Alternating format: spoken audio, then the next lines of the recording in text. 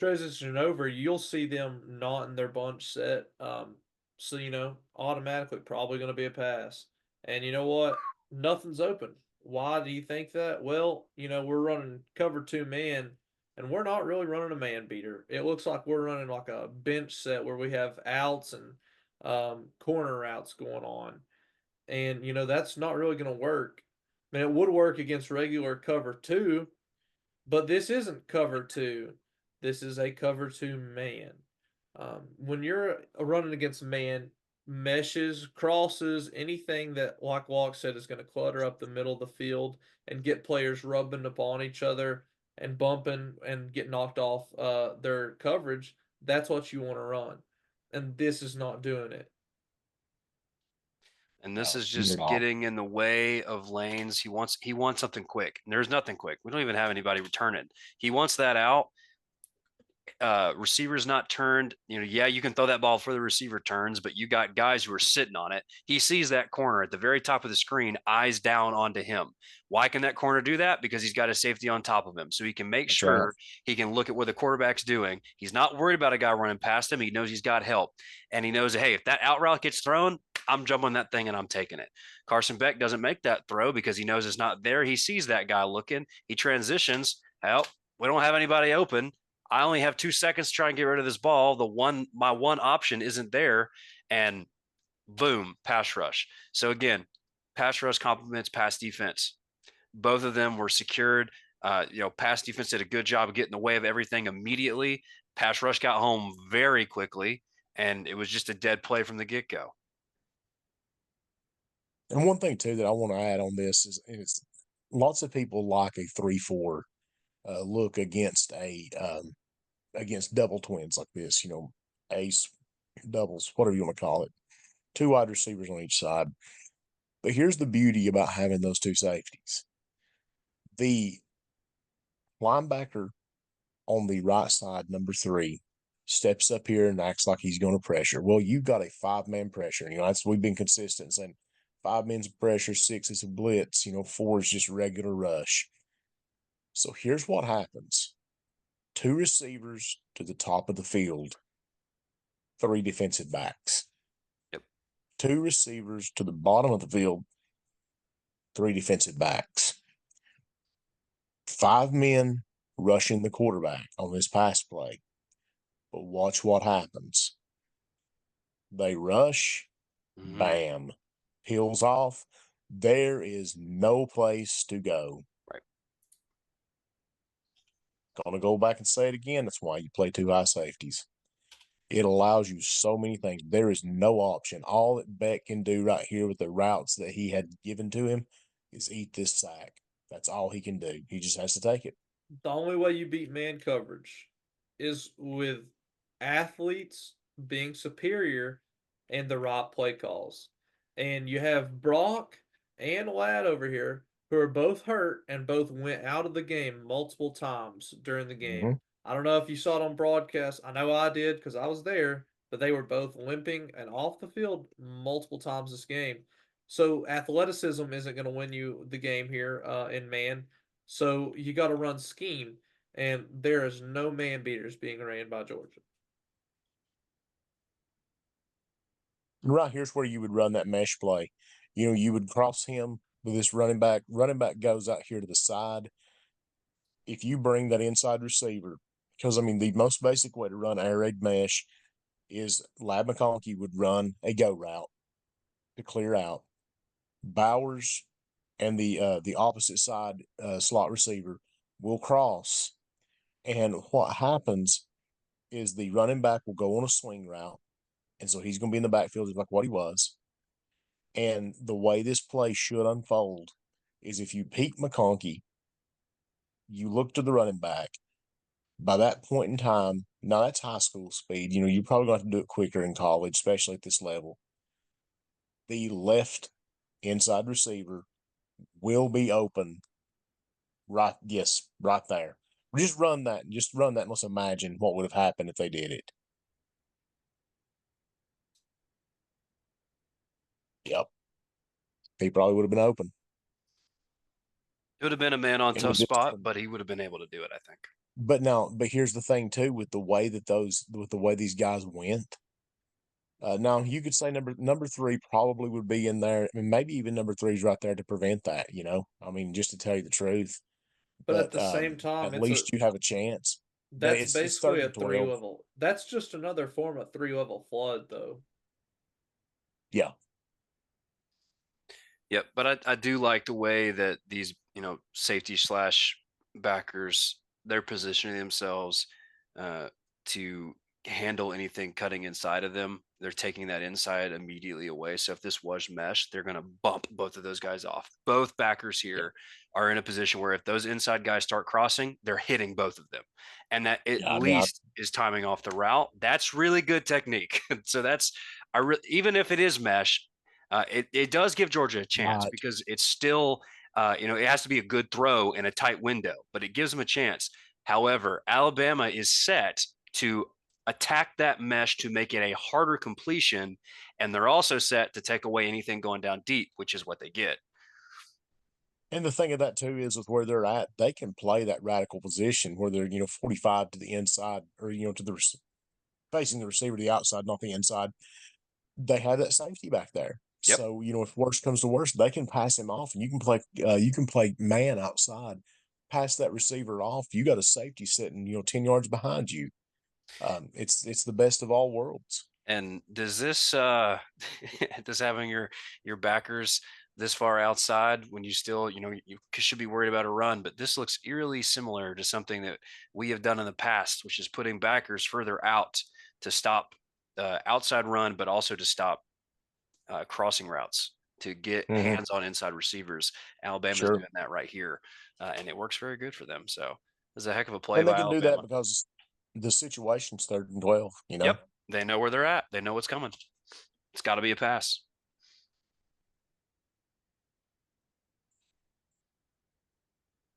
Moving along, we'll see that bunch at the top of the field. And then motion, and it's a fake, and the linebacker is not fooled at all. It's freshman. It's actually all American freshman C.J. Allen, who just stands there and watches the running back just run right in. You get Smile Munden going outside just in case of anything with that like a jet sweep, pretty much. And CJ just comes up, fills the hole untouched, waits for him to make a move, and then hits him with a gain of like 2 yards. So, I mean, that's great play Mhm. by a freshman right there. It's a So pretty terrible play by the running back, though. yeah, so You know, two, I was going to say that. So the running back runs himself into the teeth. Even he's got more stuff outside because of what number two does. Now, Mhm. number two makes a good play because it's an inside run. So he forces that gap. He hits his blocker. He honestly beats his guy, and he forces this to be a tight window and an easy play for the linebacker to make. But if this play is run outside, all of a That's sudden two right. looks really, really silly because he just threw himself into the teeth of a offensive line for no reason. Yeah. Look And at the if and blockers.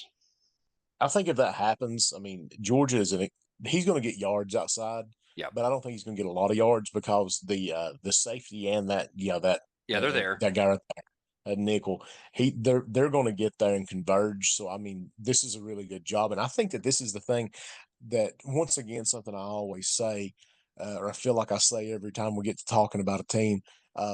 This ain't all gloom and doom. I mean, the thing of it is this is a hard game against a really good team. And looking back on this one, I mean, the thing that I'm thinking is like, boy, I mean, I would have had a hard time giving this up if I were Saban, because I mean, this Alabama team looks really good in this game. I think they look good against Michigan too. It's just they just kind of up against a buzzsaw opponent.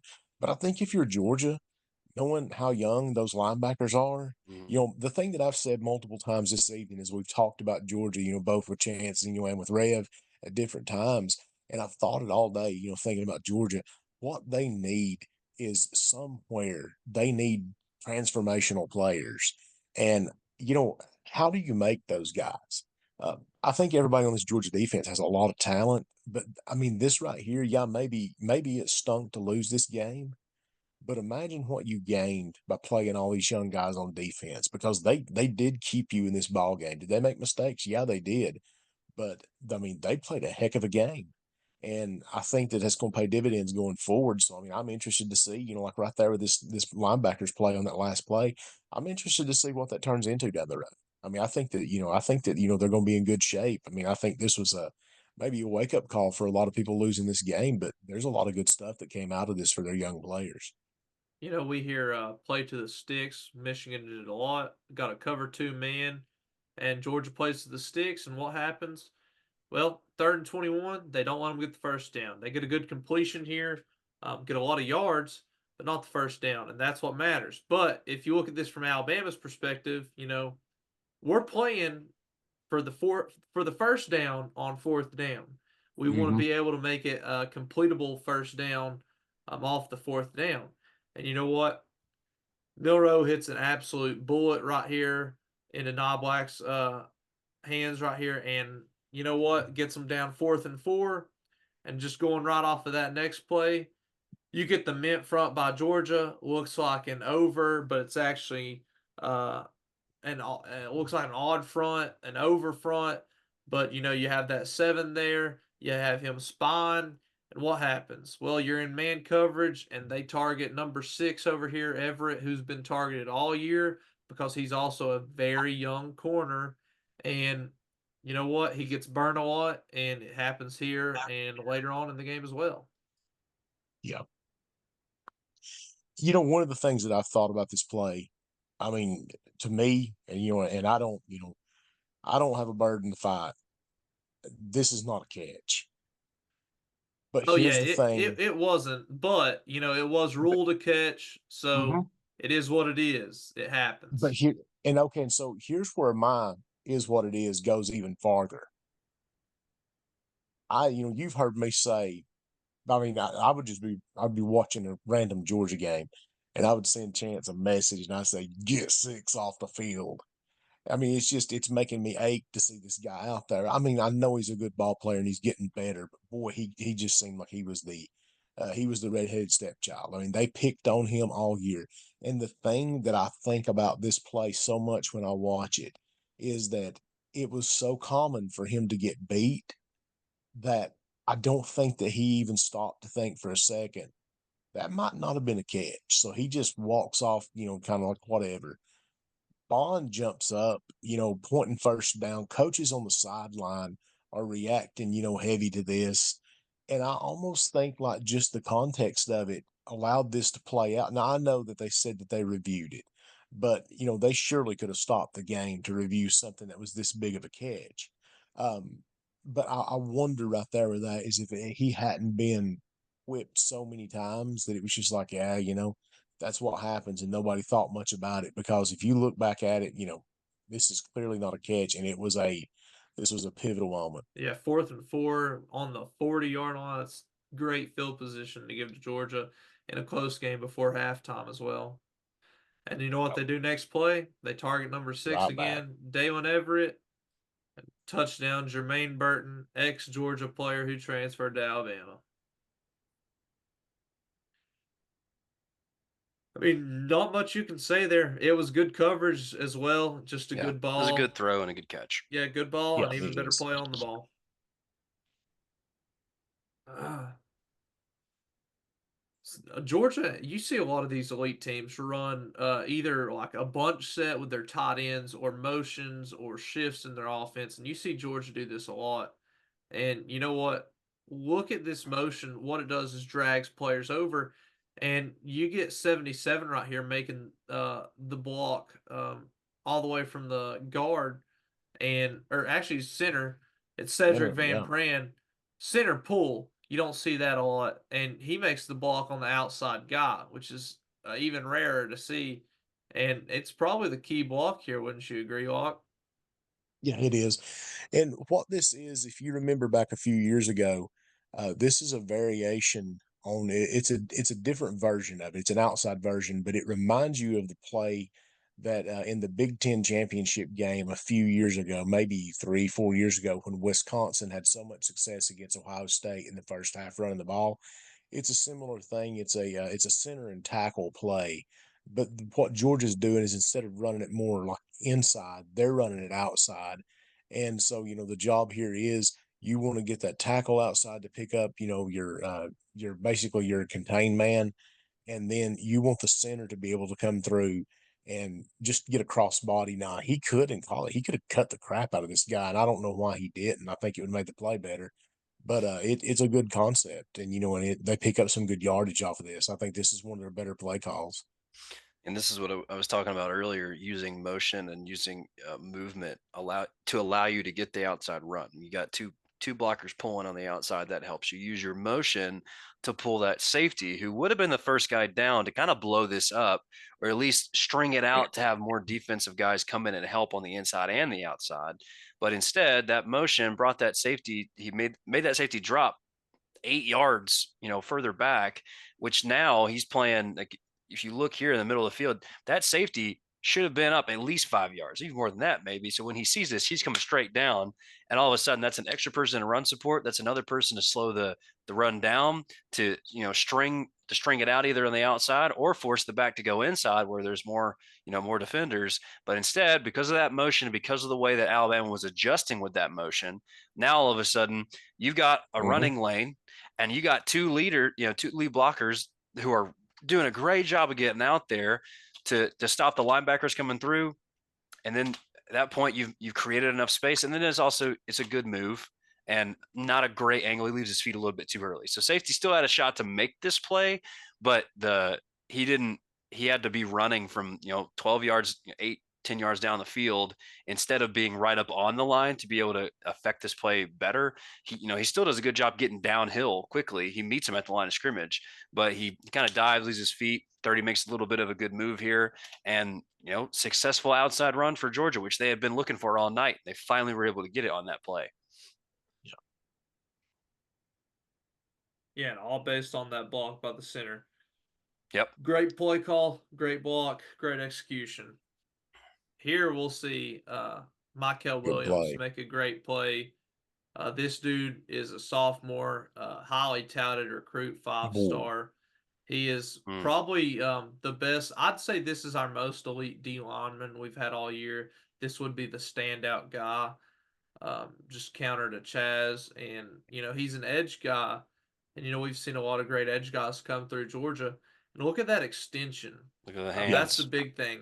He extends and he looks inside. You see the head movement. He holds his base. He looks inside. He sees the running back cut outside. He shucks, and he just makes the play, drives his feet, and it's tackle for loss. That's a good play. Both those guys right there. That's a really good play. I was going to say the outside backer did a really good job as well. He didn't get sucked inside. He understood, hey, my end is crashing down a little bit, so he's peeking the inside gap. I've got to stay on the outside. And this play probably is made anyway by the end, but even if it's not, like, boom. I mean, that's your star, Tyke Smith. So he ain't that big of a guy, but he comes in and makes a big impact. He's a missile. Yeah, makes a big impact. Is he not a young guy too? No, he's declaring for the draft. Oh, is he? Okay, that sucks. Yeah, that was a heck of a play. That dude's it's a good job. Both those guys made a really good play. All right, back to the offense. Yep, got Brock in motion. No, wait, we're coming back. And you know what? We're gonna chunk it down the field to Arian Smith, our track guy, track runner. There he is, downfield for a big gain. Like we mentioned earlier, track runner, not a big blocker, but they kind of get lost in this cover 2 man, and they have that safety help over top, but it's not like they're throwing to Caleb Downs side of the field. They're throwing to number 6 right here, who I think is transferring out of Alabama. I think his last name is Key. And you know what? Arian makes a great play on the ball. Carson throws it outside. That's the thing with cover 2. In a regular cover 2, you're going to want to throw corner routes or out routes, anything outside in between your corner playing flats and your safety playing over top. You're going to try to hit outside and in between them two. And that's kind of what this is. It's just a very extended version of a corner route. And, it's a great play, great catch, great ball, good execution by Georgia. Good play call right here. Well, and that's the thing I wanted to mention is, like, what really just baffles me is this is such a good design. I mean, it reminds you of like the the slot fade smash, excuse me, that Lincoln Riley used to run at Oklahoma with having this receiver here pulls, obviously pulls, a man 13 up here. But when Bowers goes in motion, it's like you see him jump toward the line. They're throwing to that inside receiver who nobody's really claiming off the line. So he's coming at just a dead open release to the safety who is inside of him. And I mean, this is a perfect play call. And that's what gets me. It's like that first drive. It's like Bobo has it in him to really call an offense. But it's like there are times in between bright moments where you just wonder, you wonder where his head's at. You wonder what he's seeing because uh, I mean, I feel like that he just did not put them in a position to be successful in this game. And yet you have these moments where, it really looks like it's working out. And I just wish he were more consistent. Yeah, there are times with this play that sometimes, like Michigan, I remember a play. I keep calling back to them because their DBs do such a good job, where the safety will take the guy who cuts inside the field. Because right here, talking about like a cover two look, this one is a little bit of a switch. So your extra safety 13, that star player who has multiple roles, outside backer type, whatever you want to call him, he comes up on this, allowing the safety to go back. So now the flat 13's got the flat. He sees Brock Bowers in motion. He's got to come down on it. That allows the corner to get back deep, and there's a safety over top. So there's a similar play, and I can't recall in which game it is, but Michigan has something like this, and the safety sees the cut by the second receiver. He sees another receiver coming in. As far as thinking, hey, routes are not going to be that close together. One of them is going to go out, one of them is going to go in. So knowing that inside route's going to be there, the safety took the inside route, and the corner just kept going deep. On this play, corner probably still gets beat there. Depends, if that corner knows that he has to get deep because that safety could come up on the inside route, then he would be running full sprint to that. Well, But if you leave it Paul's right here, I think he sees the leverage here. I think he thinks Arian Smith is going inside. I mean, so does yeah, that safety. Look at the way his knees are turned. right. And he just gets a good break on the route and beats them both outside. So that what I was going to kind of talking about was for that corner, because like right here, corner is beat because Brock Bowers has plenty of space. That throw is made. I mean, that's not a touchdown, but it is a long gain. Big game. Yeah. But and then at the same time, safety, he decides to run at a full sprint way too late. And deep as deepest man, you're never supposed to allow anybody to get by you. Now, obviously, he's going up against a track star, so that give him a little bit of credit. He does turn his hips and he does run. Probably what is normal for him to do on receivers. When you got a speedster like this, you got to go quicker. It's got to be a right away. When this, speedster, hey, his whole job is to beat me in a race down the field. You've got to be deeper than him, and he just gets beat here. And honestly, not a good ball. If this ball is placed where it should be, it's a touchdown, and 11's running in the end zone. But he has to slow up on the route and catch up with it. Doesn't matter because the DB is so far away from it that he's able to make the play. But obviously, this could have been a touchdown right off the get. You could see he had him beat 100%. Had to slow up for it, but still great play by Georgia. They beat that coverage. Alabama got a little bit lost on the pass offs, and they were able to get a big gain out of it. Here we'll see Alabama run the beloved toss. Here we'll see Alabama run the beloved toss of Georgia football this game. And what you'll see is Marvin Jones Jr. come down inside, and he'll get cut off from the play. He'll get cut off from the play, and then you'll have outside contain being held by Small London, and you'll see looks to be actually, I guess that's Javon Bullard. So you got a safety outside contain, and you got your linebacker playing inside here, and Raylan Wilson getting sucked inside. But look at the numbers battle. You have 1, 2, 3 on 1, 2, 3, 4. and you got the running back. So you got a 4-on-3 here. So potentially, that should be a touchdown because the only other guy you have to beat is the safety. So I mean, for what it's worth, it's a good job that they got him tackled when they did. But at the same time, it's like we got to be better than that. If you're talking about winning the numbers games, you can't be crashing in and getting pressed down inside and having your linebacker or not linebacker, your safety up here playing your edge. I know Javon is a very physical player, but when it comes to 45 right there, that dude is a full-on fullback, and he's a big guy. He hits hard. We saw him take out number 32 earlier in the game. Mm-hmm. So I mean, the guy's a good blocker, and that's what he's meant to do. And you even got Caden Proctor out here getting on Smile London, pushing him back. He's on his heels. So I mean, the real only guy left is Malachi Starsh, and I mean, he makes a good tackle, and Javon gets off 45 there to make the tackle. But that could have been way worse for Georgia, and I think Alabama runs this the right way. They find the player advantage, and they run it to the player advantage for them.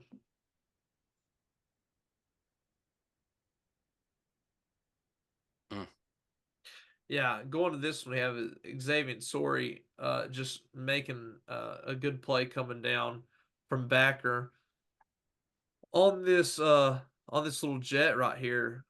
And I mean, the big thing about this play is it was called for a horse collar. So what would have been a 3rd and 5 now turns into a first down with 15 extra yards on it. Mm-hmm. And I mean that's a tough call right there. I agree. So Yeah, I don't like this call. It looked like he went just like we talked about in the breakdown to Kenneth Grant when he chased down that guy. He put both of his hands on his shoulder and he pulled him down, and that's what he's going for here. Could you argue that maybe he he even got gets lateral. He gets he does. lateral before He doesn't pulls pull him down. back, right? You could argue that he gets an index finger and a thumb inside the shoulder pad, and that assists him. But that's so ticky tacky. I don't like this call either. I'm not a Georgia fan, but this should not have been a free first down for Alabama. They should have had to work for these yards instead of giving them, 15 more. Yeah, and I mean Yeah, I there's a few questionable calls in this game. Don't get me wrong, but at the same time, as much as we want to speak about it, a few questionable calls isn't what should win or lose you the game. You can go out there. Georgia had plenty of opportunities to win this game. They just didn't get it done. I think too on that one, the one thing that I would say, and you don't have to really go back to it, but the one thing that I would say for for the Georgia player here, I know that they're not supposed to, but referees call what they see. Right. And sometimes even if it's like if they piece two and two together, that happens too. You're not supposed to do that. But I've seen it happen. The thing here, you got to get your hands off the top of the shoulder pads because it's too obvious, and I think that really hurt him right here. And so if you like what because that was the thing when you mentioned Kenneth Grant, the difference was Kenneth Grant grabbed him like on the shoulder blades, Right. as opposed to outside. reaching over the top. Yep. And that's so hard to do. And I think that I mentioned that last night that it's so hard to be able to do that because sometimes you just can't. And so, you can't fault him. I mean, I would honestly say you can't really fault, a referee for flagging something like this, Yep. whether you agree with it or not. I understand it, and even if I were, against it completely, I'd have to say, yeah, I get why you threw the flag. I disagree with it, but I understand. And I think that's the situation here. I mean, it's tough. And, I know, Kirby Smart, made the argument. And I think he was arguing the right thing, but this is just, tough break. And just to add on to it, you had the right angle. You had this guy made, and then Well, he takes let an him inside step. If you you take right. go back through it, he takes a bad inside step, which probably is the reason that he had to tackle him from the shoulder. Yep, He's that coming one down, right there. takes that one inside step, and before he gets lateral with him, That's what and I that was going to puts him say. behind. Is he has a good angle to start. He's coming from down the field. He comes down at a good angle, and then he takes that inside step where he gets beat on the edge, and now he has to resort to grabbing behind the player. Where before, if you don't take that inside and you follow your angle down to the point of contact, you just make a routine tackle. You put your shoulder pad into him and you make a tackle. Instead, you miss slightly. You got to pull your hands out. And I mean, as people know, especially when you're trying to tackle somebody in the open field, when you get behind a little bit and you pull your hands out, there's a lot more room for flags to come out like that. Yeah.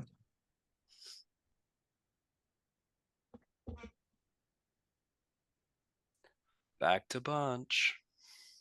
Yep, gonna see it a lot from both teams. Every good team runs that bunch, especially Alabama. You're gonna see 45 lead block. He's been doing it all night tonight, leading blocking for them, and they just go really good off tackle here. He gets outside, they just all crash down. You'll see a late pull right here, and you'll see Chaz just get sucked down way too hard inside, Yep. and he just takes himself out of the play pretty much. And all that's left to defend this is linebacker Smile Munden and 45, that fullback, tight end, whatever you want to call him, H back. He has leverage. He has outside leverage on Smile, and he's a big guy and he's a good blocker. So I mean, you got Roydell Williams just going to take it for a good little run here. Something I do want to point out, because I've seen this multiple times as we've been watching this film, whether the end is in on this slant call or this is just something that they do, a lot of these times you will see the ends slant hard down the line, and it is expected for a backer, outside backer, or safety to come down and play the edge. We've seen this a lot of times now in these run plays where these ends are really tacking down hard on the edge. Well, They're not really it's because they take the down step here. He's just playing off the down step from the tackle. sure. And he knows puller's coming. I have to go meet the puller to hopefully keep it all inside. And if he does bounce out from it, he's expecting, Xavier Sori or, Smile Munden to be Yeah. there. He just hits the wrong guy. He gets the pulling guard instead of, the H back right here. Yep, that's kind of what I was saying. This is how the ends play it, where the backer's just supposed to come out onto the edge. I don't love it, and I understand the reasoning behind it, and I get it. You want your end to hit the lineman, you want to hit the lead block, so your other guys can come in and clean up the play. But this play is why playing your ends this way is dangerous, because if you miss on it, you're asking your backers that are coming from the inside of the formation to get outside and make a play. And that's difficult to do. Now, I mean, he gets off of it and they do make the play 6 yards down the field, but it's tough to ask your inside guys or an outside guy that's coming from further up the field to come down when that end crashes in the way that he does. I understand what you're talking about. I understand like the philosophy behind it, but it gets dangerous. And this is why. This play is a good example of why. You get sucked too far inside, and all of a sudden you've got a bigger gain than what could have been. And and there's no guarantee on that linebacker is going to make the right read, because Correct. the way that you usually, like, the phrase that you hear people say is they're like, make that outside guy right. And so what that would require is for the linebacker that's up near him to shoot outside. But watch what he does. I mean, he goes even further inside than the end goes, and you have no containment. Right. And you're just hoping that two right here is enough of an athlete to get over here and make this play. And that's not a way. I mean, those are those little yards that you see a team give up in the running game that keeps an offense on the field. Right.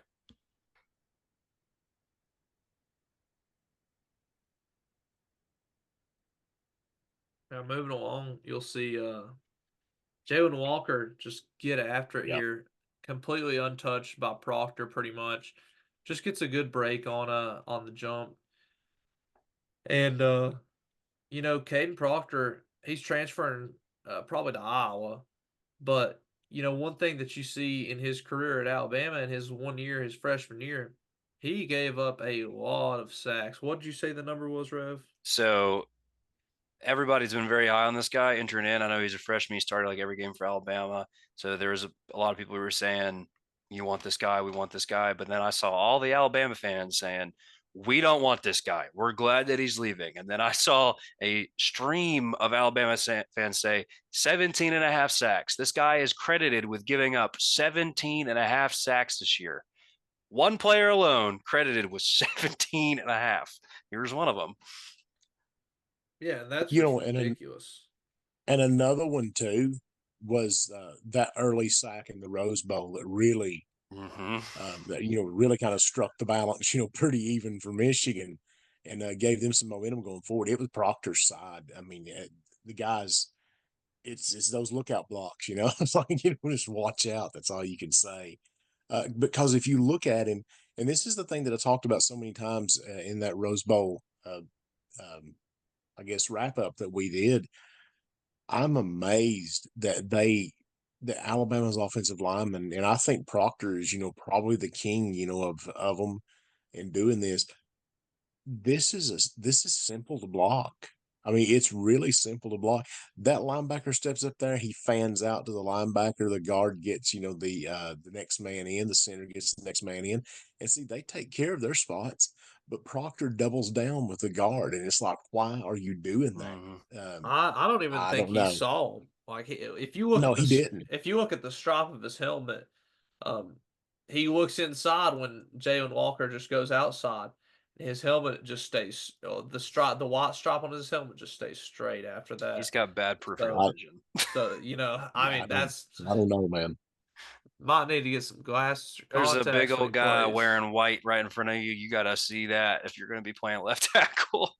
Well, and Yeah. right here, what I think the thing even more than that is just I mean, some football sense is going to tell this guy that whenever you look inside, which he clearly does, when you look inside and that defensive lineman shifts down to a three technique, just like what you said a minute ago, Rev, about the routes, it's like there will be somebody going inside and somebody going outside. If that guy shifts down to a three technique, I promise you that they're not going to give you green grass. There will be someone come down to look outside. And he just simply doesn't. And great tackle. Jalen Milroe is he's known for getting out of some sticky situations. Is a great job wrapping up, rolling it. It's a good job by that and that linebacker. And this one we'll see Georgia try to run a little counterplay. And I mean it also just looks like inside zone, but it's It like is inside zone. but it's like he takes the jab step once he sees the linebacker crash. But And if you go back and look at it though, it's like they're running. It's like a cutback zone because they're blocking the opposite side that they would if it were inside zone that way. So they're intending for him to get there and make that cutback, but it just doesn't work out for him. I'd say it's right there. They just fall off the double team too early. I think the double team gets split is why, because you should see him take control of them and then Cedric Van Pran go off to that backer, and that's where the hole would probably be. It's just they don't get the double team down. But look at 44 for Alabama though, that left defensive tackle. He comes across the blocker's face and just really. Yeah, that's where I think they messed up the double team because the center didn't need to double team this guy. He probably needed to help with this guy and then calm the backer. Roll that back and see where they were at the beginning. So he's in the one. So I mean I get it, but I get it. That's the guy. No, that's the guy you double team. But like my word, boys. Well, it's just 44 making a heck of a play. Well, they're all slamming. And I think that probably, I don't know. That's good. I mean, it's bad. It's just a bad situation. Defense that's all I wins. can say about it. The defense won the play. I mean, they're all with across. the same token. Imagine if you just ran standard inside zone right here and they all slant that way. Yeah, and you had Ballard go out and block that outside man instead of going down. I mean, so it's funny, sometimes you have the call that works, and sometimes they have the call that works. And this time, Alabama had the call. At the same time, though, they had the leverage too. I think this just gets to the point that, we've made multiple times in the video, and that's our 2 points, and that's being too cute and not being the most physical team on the football field. Yeah. And I mean, Yeah, I that's what think so. happens. Yeah, and But 41 crosses the face. He slants inside. He gums up where the running back wants to go, makes the running back hesitate, and the guy off the edge makes the play. I mean, you gotta see that every No, one of these D linemen beat the offensive lineman. I mean, They're every all single in the one of gap. them. Every gap is Every covered single through. one of them. no. And and honestly too, if you really wanted this play to work out, it honestly can't. And that's the problem with this design. There is no read keep right here. Right. And if he's going and he's going to cut back, there can't really be a read keep. So the outside player on the left for Alabama is just able to just commit full Commit down. throttle down Commit to down. him Right. because that threat of the quarterback is not there, and that cinches up the tackle really. Um, See, my thing with it is, I've never had success running I've run cutback zone a lot, and I won't, I'm not going to fault anybody for doing it because it does work, but it has its place. Um, I'm one like the three options that they always tell running backs on inside zone is that it's the three B's. You bang it, you bend it, or you bounce it, and typically I want to bang it, which means just go straight forward. You're going to follow your blockers. You're going to get in that hole. When you bend it, that means that you're going to take the ball, press the line, stick, your outside foot and cut back across. That's what split zone is designed to really, I guess, facilitate. Split zone play that, we've talked about so much is designed to make it more of a natural bend, and then the bounce play against a team like Alabama, it's just not going to work. They're too Right. fast. But with this right here, I don't think that they really need to run it right here because against a four-man line, a cutback play is so hard to run. Now, when I found them to be really effective is when you have whenever you have an odd front, like you have a zero nose, and you have an indicator about which way that nose is going to slant, because very often 3-4 teams will slant their defensive linemen, and so for instance, if let's say that whenever you come out in the shotgun with the quarterback lined up or running back to the left of the quarterback, and that the nose guard is slanting into the A gap on the right side of the center, then what you will do is you'll run that cutback play, and he stabs that way. The nose guard slants to meet him, and then you bend it back, and the center just washes the nose down the line. That's when you run a cutback play. Right here, I don't understand why they're doing this. If you wanted to run a cutback, I would do split zone right here and have Bauer come back and block 41, but that's not what they do at all. Yeah, I mean, just some questionable play calls throughout the entire game. Yeah. Uh, you'll see Dejan go out and make the bunch complete here at the bottom of the screen, so it's going to be an empty bunch at the bottom, and they're going to run a type of switch, and I mean it's full on man coverage. And one thing I want to point out is this guy is back next year. This is Dylan Yeah. Bell. Makes a great play. He's done this all year. We just didn't feed him in this game. We did feed him multiple other games. This dude is legit. He catches very contested balls, and he's very good at that. That's probably what he's best at is catching contested balls in man coverage. He's very well at that, and I think that that will be something very important for him next year at Georgia if we just give him the opportunity to catch those balls. He's definitely going to be a bright spot for them. I I know like what I've seen out of him.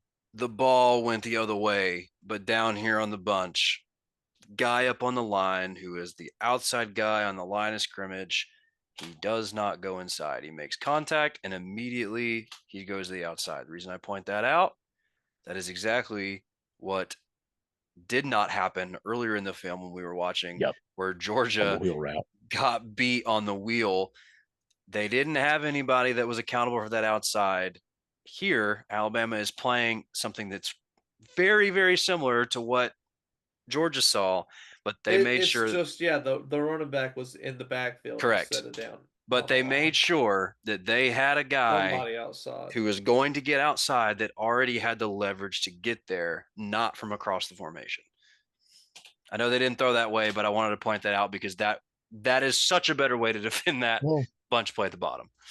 but I mean, you know, at the same time, that's one of the hallmarks of the Saban defense. Yep. Is, you know, that really, I Match. think that if as you go, you know, as we begin moving on beyond him and talking about what his one of his, you know, what are his contributions to the game, I think that pattern matching, you know, coverage is really going to be it. I mean, it's a brilliant idea, and you look at that, how clean that looks.